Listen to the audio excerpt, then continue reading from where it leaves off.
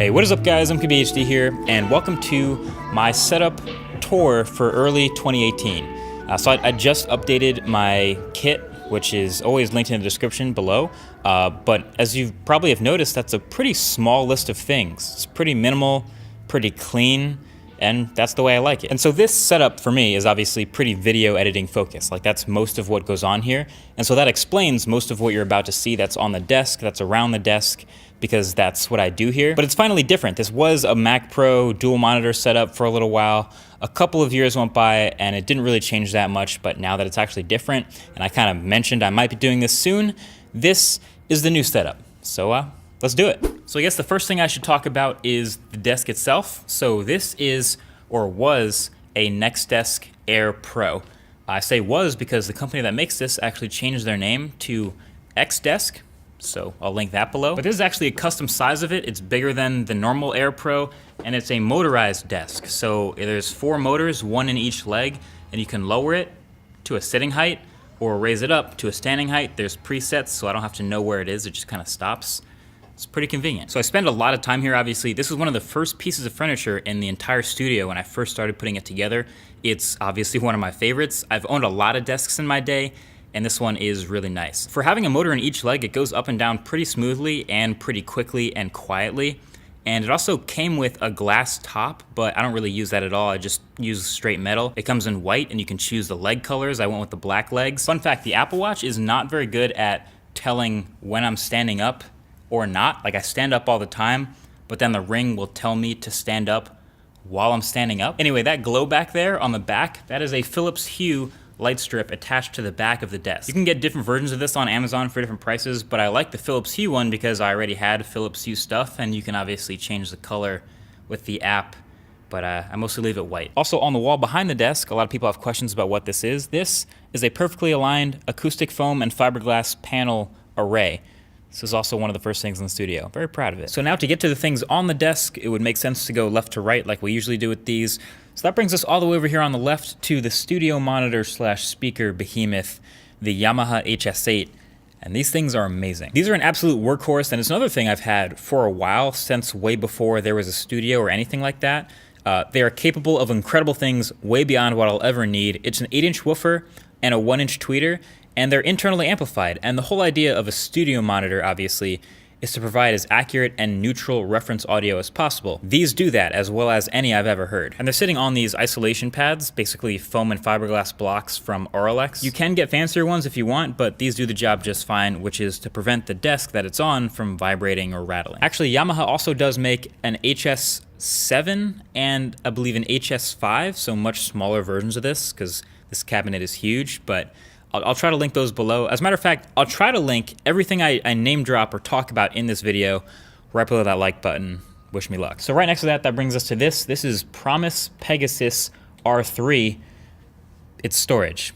It's just storage. This is a Thunderbolt 3 external RAID array, 8 hard drives, 10 terabytes each, so that makes 80 terabytes of fast access RAID storage. It's all hard drives, but it's also super quiet, just one fan in the back. I was actually using one of these with the Mac Pro before, but with an adapter because it doesn't have Thunderbolt 3. So now finally with iMac Pro, I don't need an adapter, and speeds are pretty great. But this is entirely for archiving right now. So previous videos, unseen footage, all that, safe and sound. So that brings us, of course, to the iMac Pro. This is the one I've had since before it came out. This is the one I made a video about. It's the all-in-one, non-upgradable workstation performance machine from Apple. And I gotta say, I'm actually really liking it. So now, I ordered a fully maxed out 18-core version.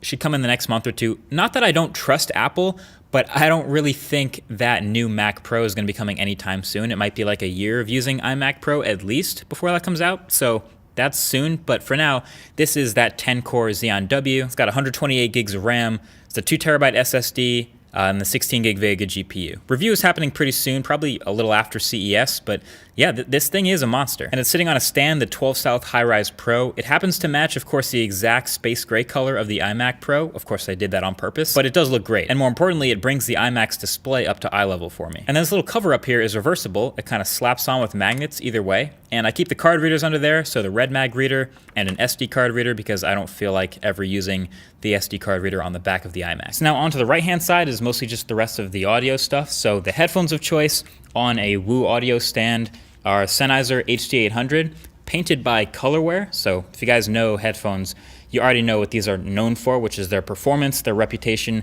is top notch, and they sound amazing.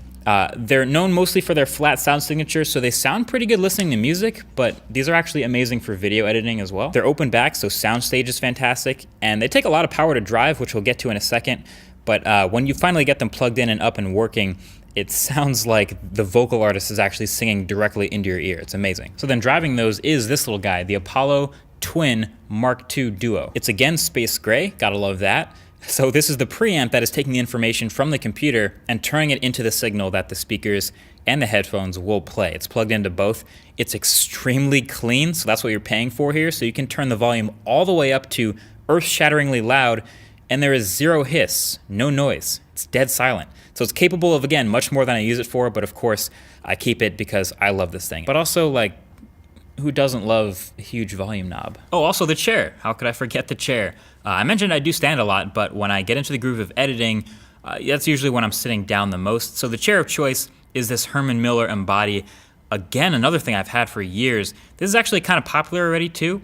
And let me tell you, if you sit down a lot, you don't want to skimp on the chair.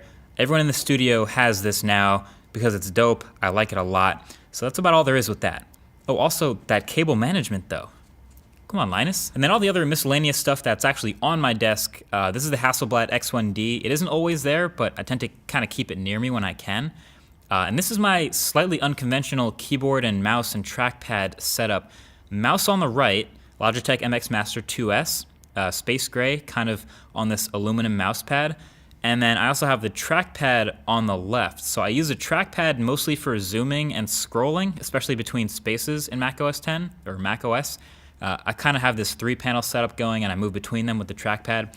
But then for everything else, I use the mouse. So I'm not lefty, I just have like a certain weird way of doing things. People always seem to think it's odd, but that's the way it is. My smartphone of choice is sometimes also on my desk. Right now it's Pixel 2 XL, Panda, an iPhone 10, and this is also the new white OnePlus 5T. They actually just came out with this little white version, which I've been using for a bit, and I'm a huge fan actually of the colored power button again. Seriously hoping this becomes a thing. And also, if you're interested in it, we're gonna be giving away some of these on Instagram, so stay tuned over there for a post coming up and the chance to win this phone. We got our red mags over here on the right, some of the new business cards, a microfiber, sometimes my water bottle makes its way over there. But yeah, that's pretty much it, unless I bring something else over here that I'm testing or starting to use. Now, before we even get to this part of the video, I'm sure someone's already looked up how much each of the things costs and like made a spreadsheet out of it in the comments.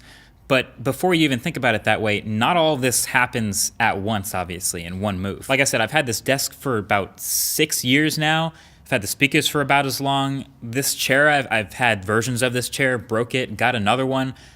It's kind of comes together with time. The peripherals you grow into, the computer that evolves over time. But bottom line, this is all for me to make it as frictionless as possible for me to turn footage into videos. And so it's what works for me. I think there's 2 ways to watch setup tour videos. One would be just you watch one and then you go out and try to copy it exactly. You try to duplicate what you saw. But number 2 is you kind of look through it and you gather inspiration from different parts of it. You get ideas about how to modify your own setup. And I think that's the way I watch most setup tour videos, and I think that's what I hope you get out of this, is ideas for maybe you do want to make it cleaner or more minimal, or you get ideas from the way I set things up. That's what I hope you get out of it in this glimpse into what I use to make videos. So that is it. That is the early 2018 iMac Pro MKBHD setup tour. If you have any ideas or if you have any comments, feel free to leave them down below. Again, I'll try to link everything I talked about in the description. But that's pretty much it. Thanks for watching. Talk to you guys in the next one. Peace.